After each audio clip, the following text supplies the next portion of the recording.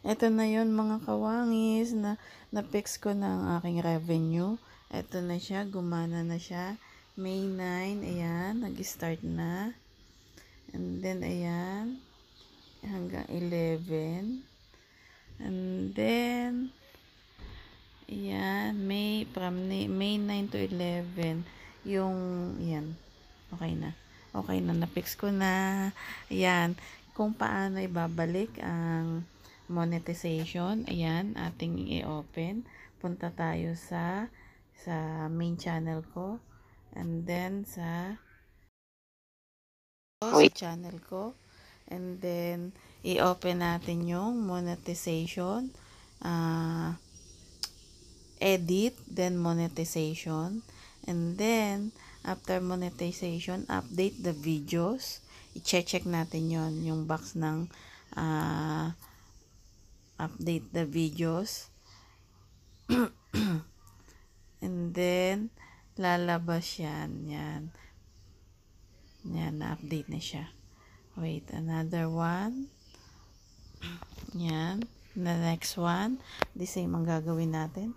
Edit. And then, yan. Wait. Edit. Yan. Then, monetization. Update videos. And then, check. Update videos. Yan. Waiting. Balik na siya. Naka-sign, $sign na siya. Para bumalik yung ating ads. Para yung revenue niya is papasok na. Kasi na-fix na natin yung revenue natin. Ayan na ngayon. Ganun lang hanggang matapos. Uulitin. Pupunta sa videos. Pupunta sa iyong channel ha. Then sa videos. Then edit. And then monetization. And then i-on na yung $sign.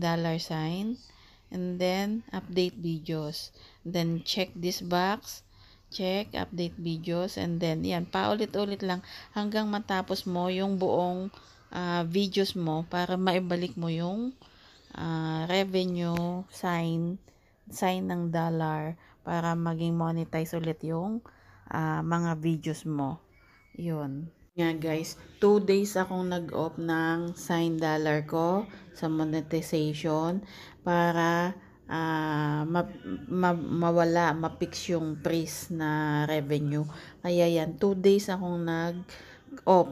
Kaya ganun din ang gawin nyo para bumalik ang ads na ang revenue nyo. Kaya na guys, fix na ang ating revenue. Bye! Thank you for watching!